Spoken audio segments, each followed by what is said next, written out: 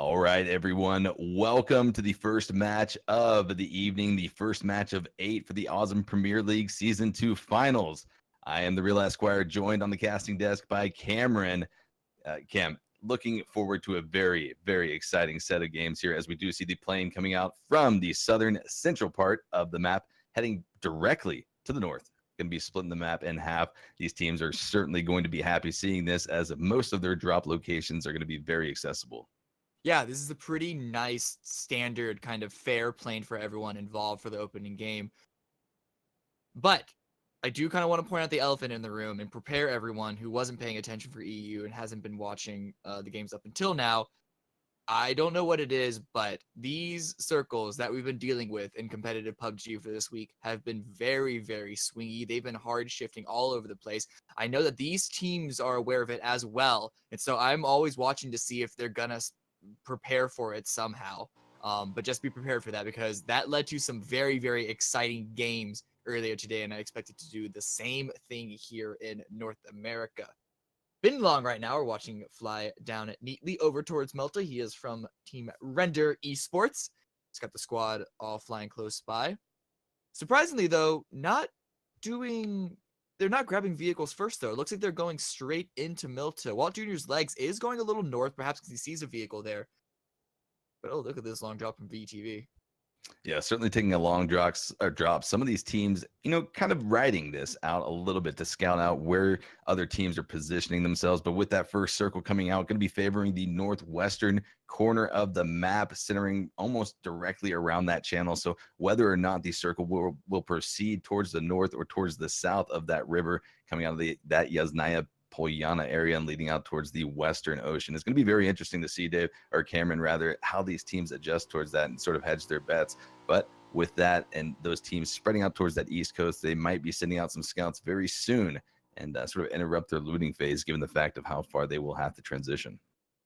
Yeah, this is actually really good for Cloud9, who loot in that North George area. A lot of teams, though, already inside, but no one up on the northern side of that channel, aside from North George with Cloud9. Oh no, there's a team up there. I believe that is Shoot to Kill. Yes, indeed, it's Shoot to Kill. The Severny and shooting range split, and so they're going to be in a really good spot up there, because if they can loot up quickly, which I imagine they can be. Oh, look at this. Let me interrupt myself, because a couple of members of Set to Destroy trying to go to Milta Power, taking a couple of shots from Milta, but it seems like they're going to be able to continue their way relative safely.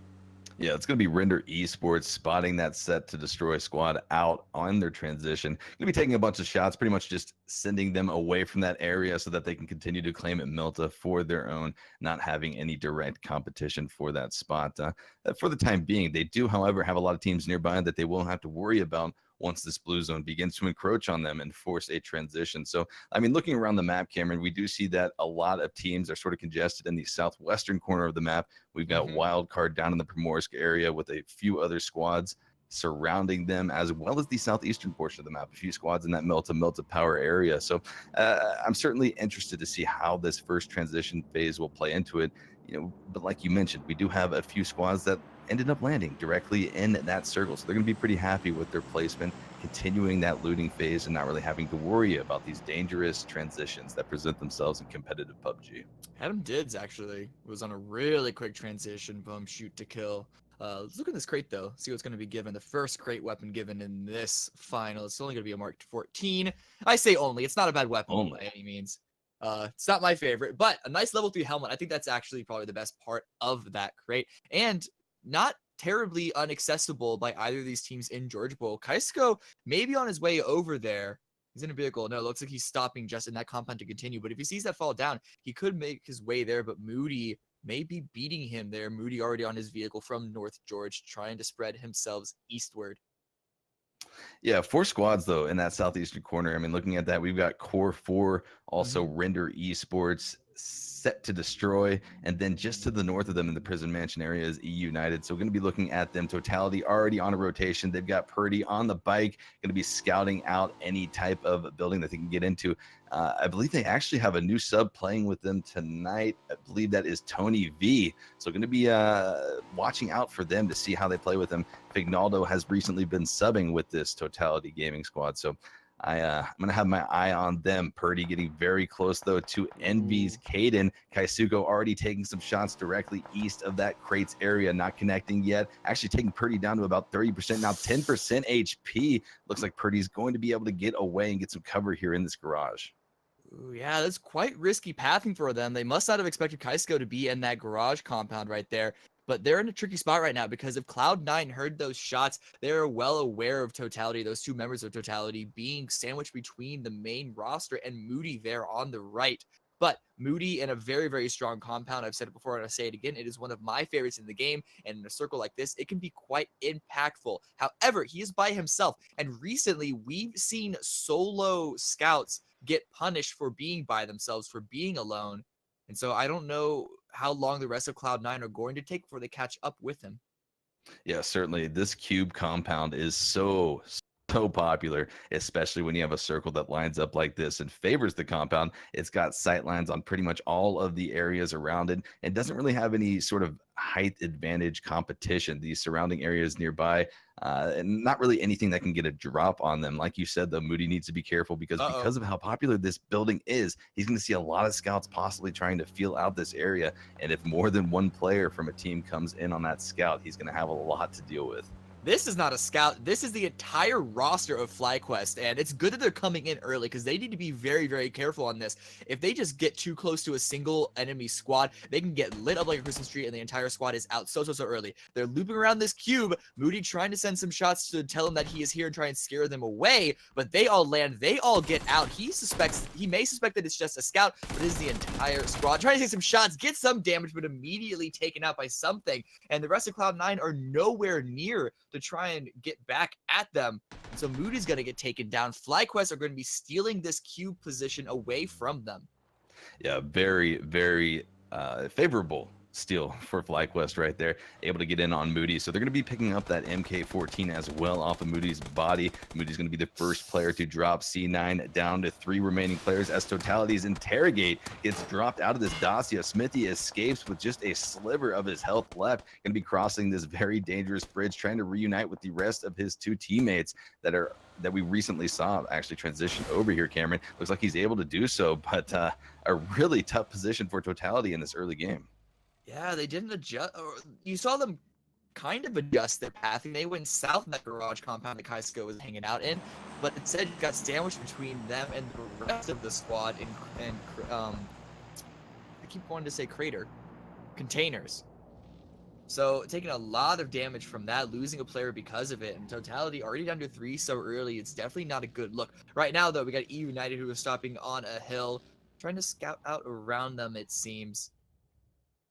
Yeah, they're going to be directly south of that shooting range position, having rotated from the mansion area of the map that they landed in earlier out that initial drop. Looking at this other crate that's going to be dropping here, it's got the Groza, a very good gun in that late game, but for this stage of the game, it's not a crate that not a crate that I think many players would risk going out for if they knew the contents of what was inside. But with this, Cameron, we are now getting into the phases of the game that become so dangerous as the blue is pushing in on our first zone of the evening. Already seeing some action come out in these transitions, scouts being taken out from favorable compounds, transitions, seeing players getting dropped out of cars. I mean, it's really setting the pace here for this first game of the evening.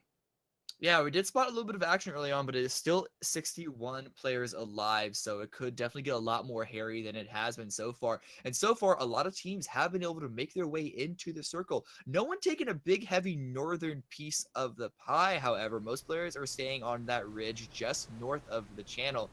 Right now, we're going to be following Space Station Gaming as they make their long transition. And Space Station, they've had an interesting run past couple of weeks. I got a couple of players behind them as well to follow it up. Taking a little bit of damage from the blue, but it's still the first blue, so it really doesn't do much more than perhaps a tickle.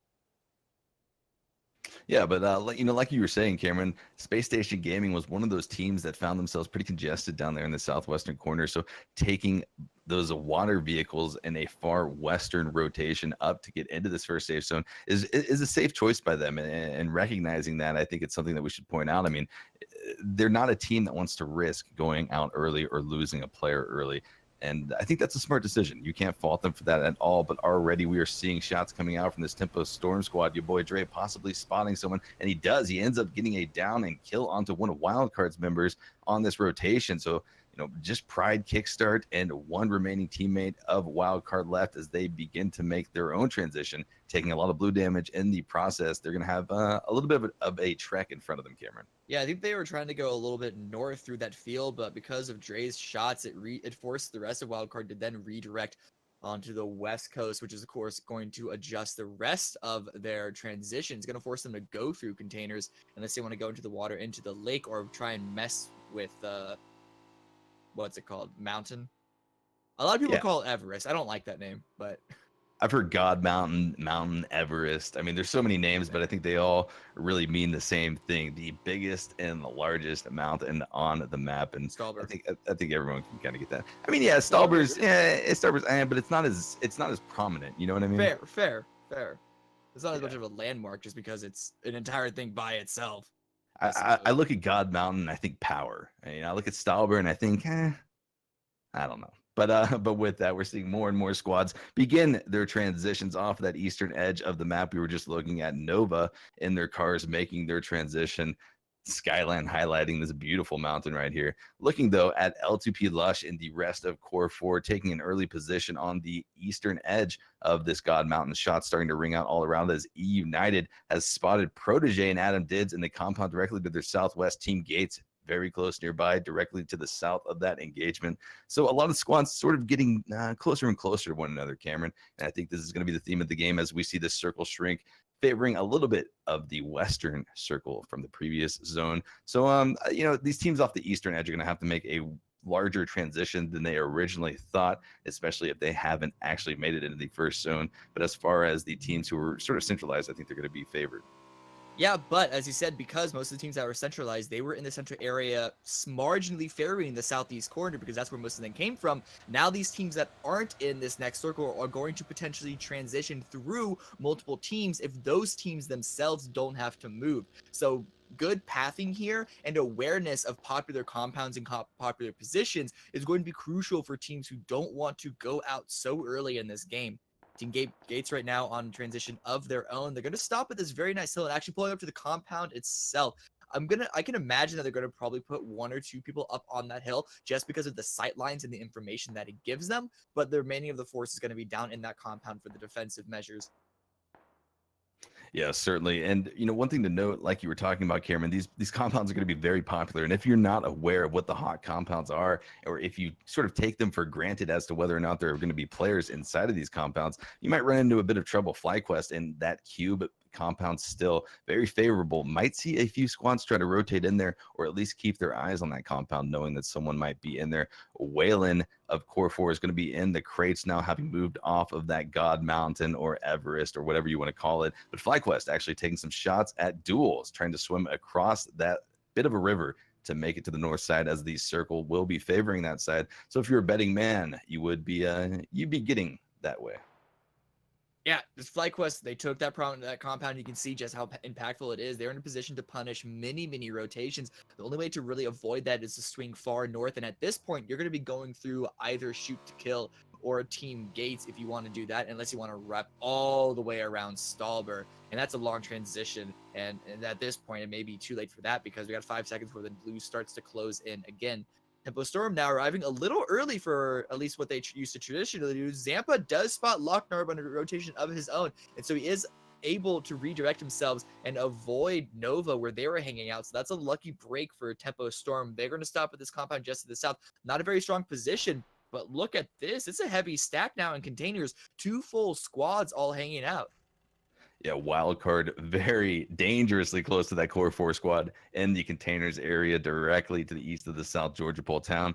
I think they are very close to running into one another, but Cameron, this southern portion of the map is absolutely stacked. I would say over probably 75 to 80% of the lobby is still on the southern portion of this map and is going to have to rotate to the north, which is such a choke point, especially given this river that they're going to have to cross. The 2 bridges are death bridges. The coast is going to be absolutely insane. Shots coming out from east of the containers actually onto Nitrogen. So now pinched in between this envious squad as Check Shooter rains down shots onto this warehouse. Yeah, Core 4, it's going to be brutal for them to try and rotate out. Same thing with Wildcard just to their west, but Core 4 specifically because they're caught in between two squads with Wildcard, and I believe that's Team Envious in that garage compound to the east of them. Yes, indeed, that is the case. But rotating out of containers is going to be a bit of a chore because they got those players watching over to the right.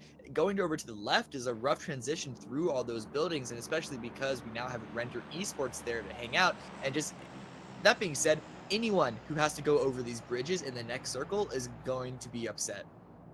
Yeah, certainly going to be upset. And another thing for those container squads to worry about are these teams coming off of the south. They're going to be aware of all of these poke shots beginning to come out, which, it's such a theme in these games, these poke shots that start to come out as teams have solidified their compounds and pretty much along this this equator, this half line mark in this circle. These teams don't necessarily have to move. FlyQuest still in a very strong position, but getting pushed on by this dual squad directly to the east of them near the bridge. They're actually taking some shots from FlyQuest right now as they're trying to seek some cover on this cliff.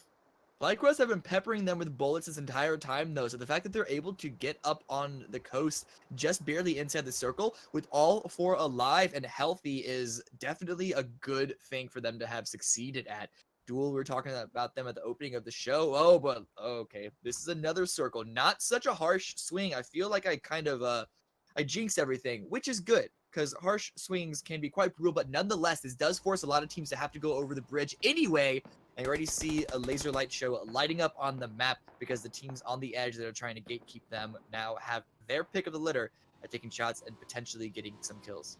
Yeah, the lobby pretty much recognized the fact that the circle was going north. This next circle that just presented itself confirmed that fact, and teams are starting to make fast rotations off of that information that they just gathered. But with so many teams transitioning at the same time, it is going to be chaotic. Kaisuko accidentally hitting Caden with the car. They are in such a difficult position now to try to make up for this potentially deadly mistake. So many squads nearby, and they are in quite the choke point as well. Certainly teams are going to be aware of their presence. They're going to opt now to get into the water and take a little bit of a safer path instead of going over that bridge. Little do they know, though, or possibly maybe they do know, that Lush is waiting for them on the other side of the coast as the rest of Core 4 has now approached this safe zone, made it across to the north. They're going to be possibly trying to gatekeep this envious squad now coming across the river.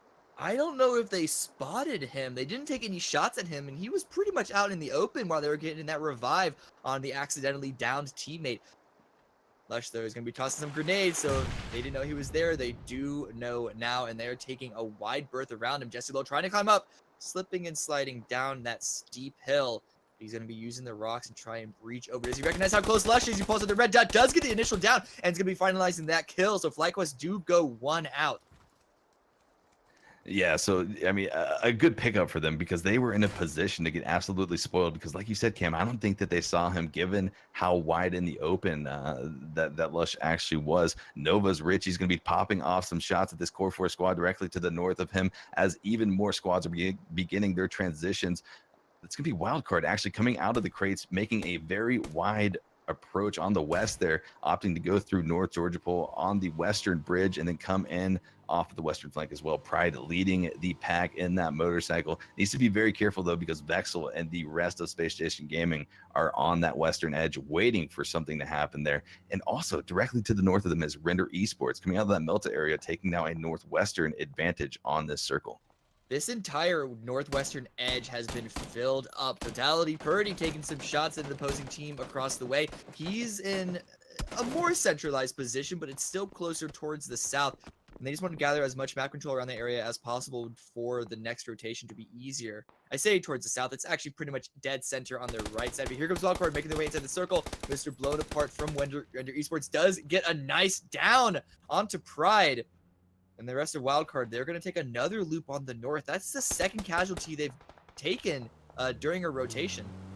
Yeah, second down for them. I mean, so they're going to be leaving Pride behind, pretty much accepting their fate as a two-man squad in the remainder of this game. So they're going to have to adjust their original strategy off of this and sort of play to whatever advantage they could make, given the fact that they're going to be 2 men down in a 4-man squad game. But look at this. Kickstart's going to be rotating very dangerously close to Adam Dids and the rest of Shoot to Kill, directly to his, I believe, east in that plane area. But he actually gets spotted out on Civils with a beautiful beautiful grenade coming out. It's going to be taking down Wildcard's kickstart. So 1 player remaining. Or Nope. actually, that's it. They're out. That's They're it for done. Wildcard. That's it for Wildcard. Unfortunate loss for them right there, Cameron. Yeah, just rough rotations the entire time. Let's look at this next circle, though, because it did swing marginally southwest, still on top of Team Gates. So they're in a potentially strong position if they're able to hold it. But that trying to hold that ridge to the west and that compound itself at this point with the circle of this size is quite difficult. You can see how close core 4 to their southwest have already gotten to them, and so they made the call to all come back together as one and just try and hold such a central compound together. But that's such a strong spot nonetheless. It's one of the only compounds in this circle. Yeah, certainly. And another area that we have to continue to highlight is the cube area, where FlyQuest has maintained a position for most of the game. They are going to be gatekeeping that southeastern edge of this circle, and there are about 4 squads that have to transition in that direction. Nova very close nearby, and a few other squads off of that eastern edge. And FlyQuest in a very advantageous position to do so. Little Prodigy and the rest of the God Squad are trying to rotate, but dangerously close to the east is going to be Duel on their tails. Wooly possibly trying to line up some shots, as they have seen each other. FlyQuest and this Duel squad are engaged onto the God Squad. Ooh, the God Squad trying to swim. They know it's going to be dangerous if they try and get up on land, but the circle is, I believe, just about to start to close if it hasn't already, and they can't outswim that at this point, so they're going to potentially be taking damage from the blue. But if they stand up, they're going to be taking damage from the cube as well as Duel to the right. So they're pretty much trapped between a lose-lose situation at this point. However, FlyQuest do have their attention all on Duel, who are trying to make their own push on land straight up on that cube. But this is such a rough transition for them as well. We were talking about how the cube is such a hard, difficult to breach into, unless it's just a single solo holding it. But oh, something gets dropped immediately. That's definitely a good start by Wooly.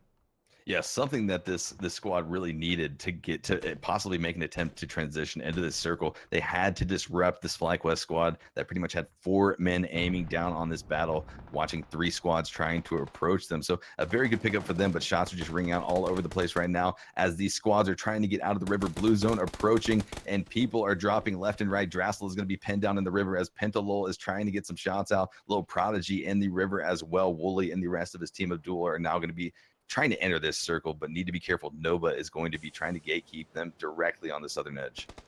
Yeah, Patcaps did get out of the water and did punish Duel a little bit, taking out one of their players because their attention was so focused on the cube, and because of that, Duel then backed off, got in a position to have an isolated fight with the God Squad. But look at this, Richie from Nova found an angle to continue to gatekeep both of these squads outside of the zone. But Little Prodigy has made the nice little swim inside. He is the last remaining player on his squad, and it's going to be rough wherever he decides to try and beach. Yeah, Lochner for Nova engaging this Envious squad as a solo player, a little bit split off for the remaining members of that Nova squad. So sort of a risky engagement. I'm not sure if he's actually biting off a little bit more than he could chew, as Caden is going to be ringing down some shots with the M416 and 8 times. He's got the range. He's got the hill to return fire onto Lochner. Now Nerf Me Please is going to be joining in this engagement. Little Prodigy swimming directly under that bridge, and still so many squads in this southern portion of the circle, Dave, that are going to need to transition. Team Gates in the central position, and that next circle is going to be coming out favoring Team Gates once again. 2 compounds though still are in here, and that's going to be Team Gates and FlyQuest in very favorable positions. Team Gates are now in a very, very strong spot to continue to gatekeep that northwestern edge where so many teams have all stacked up. Set to destroy X, though, they've been taking quite a number of hits. Multiple players have gotten down, and that was a smoke to attempt to get the revive, but ended up costing 2 of them. Shuru's going to come in and try and get the dual revive. It's a big... Oh, nope, he just hit his own teammate. That's okay. Don't worry about that. You can get a revive onto V. The smokes can work for you or against you. And as you just saw, Shuru accidentally ended up taking out his teammate. So these are the mistakes that you want to try to sort of adjust off of and not let tilt you. You still have 14 teams in this lobby, and your performance is going to dictate where you're able to get placement. Team Gates engaging onto the squad coming off of the eastern edge, trying to get more and more shots out as they are going to be throwing down smokes. VTV getting knocked to the process. Going to see if he can get through res on that, but it's looking very grim for that squad right there, as more and more teams are going to be transitioning off this western edge. Shots now coming out from Tony V for Totality, connecting onto Dash of Render Esports. If he can get it through the window, it's a tough angle to try and get. He got the initial down, so I guess that's good enough for now. Dash is going to continue to try and crawl away and bleed out. But a rough transition from Render Esports, not checking that building just to the south that is held by Totality. I think that's 3 members all inside. So losing 1 player, they caused a couple of smokes, as well as some defensive frag grenades. But Binlong takes too many hits, and he's got to try and prone down. Yeah, with these battles erupting on the western edge of the previous safe zone, Blue is pushing all of these players inwards, and Space Station Gaming, as well as I believe the remaining members of Core 4 are there ready to gatekeep on that western edge, waiting for them. The blue zone is going to be pressuring these teams. Now Totality, having left that building, going to be pushing out. Render right behind them on their tails, pushing up onto Whalen and the rest of Core 4 right now. Whalen trying to get a res on the Teflon TV, using these smokes as cover. I don't know if they're going to be able to do this, Cameron. It's a brutal push by a lot of these teams, having to go on land, so, and the circle's already closing in onto them.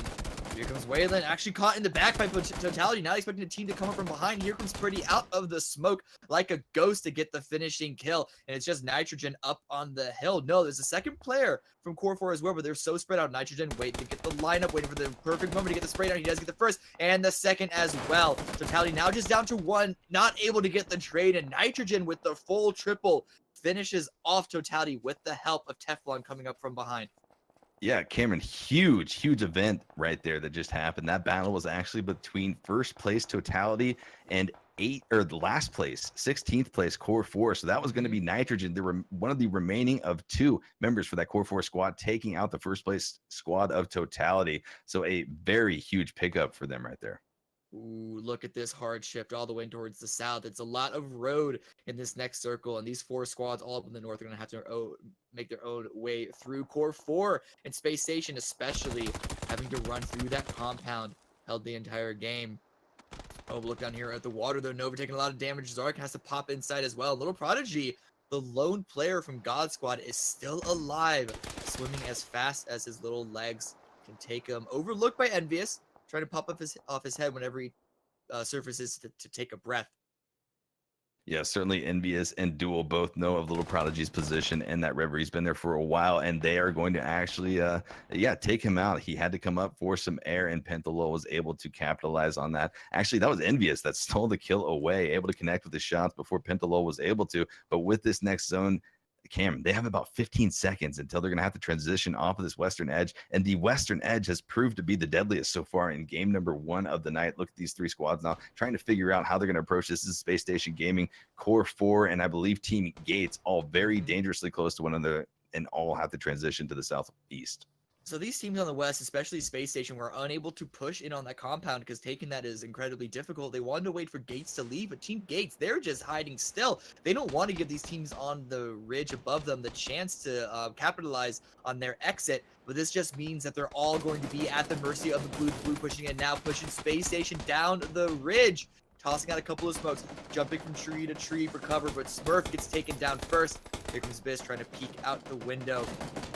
Get that extra angle. D-Master gets taken down. Win down as well. It's just up to Vexel, and he's so low on health, hiding in the smoke. Can he get the heal off before the blue overtakes him? He does, just barely. But the blue at this state in the game is going to continue to chunk onto him.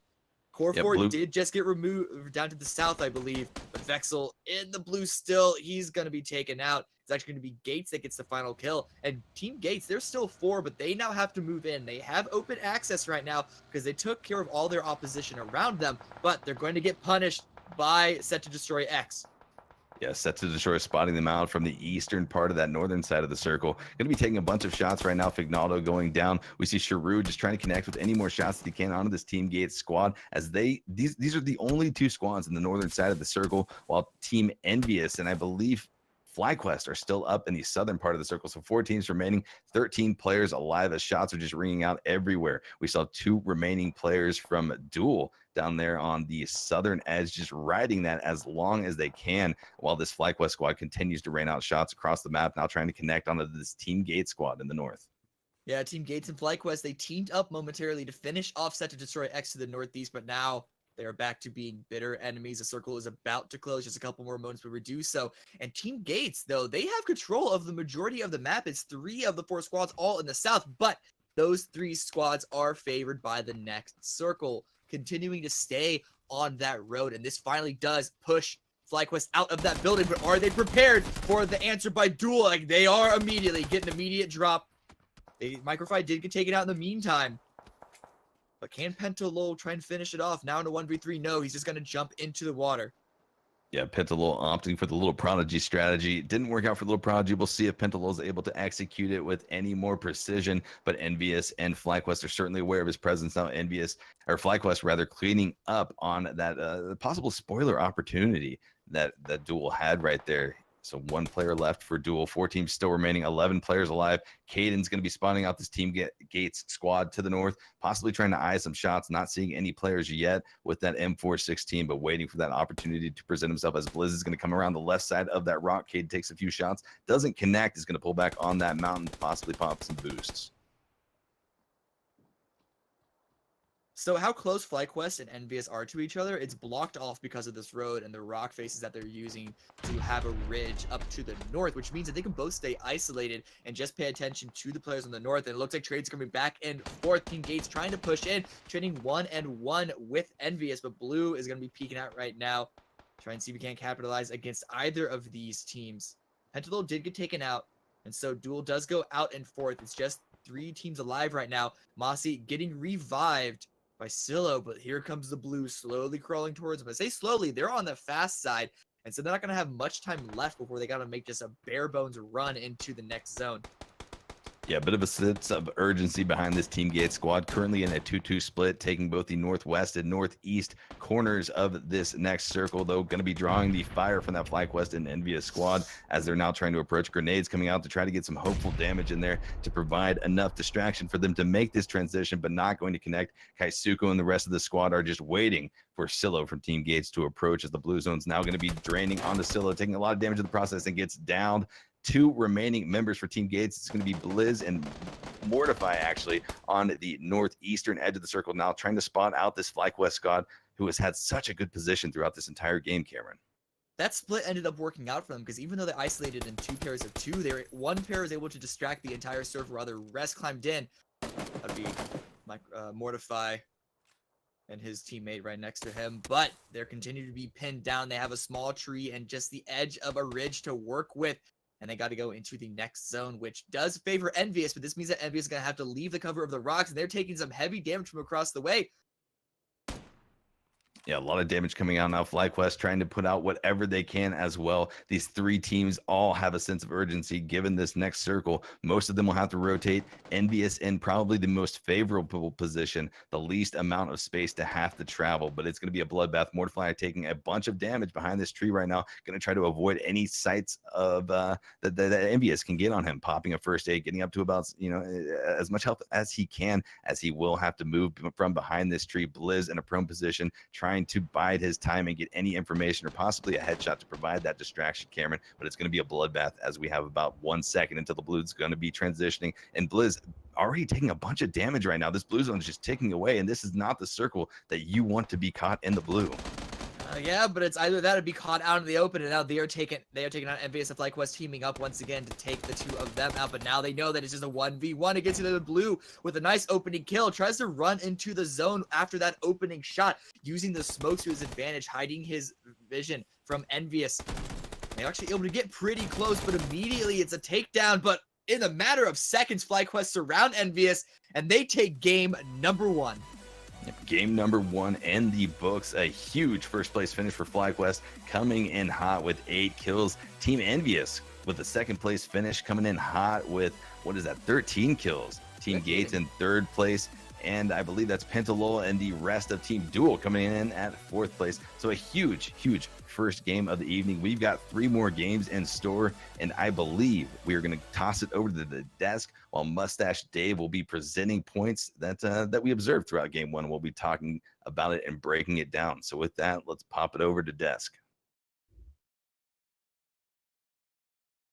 What's up? We are back. Season 2 APL Finals, baby. Finals.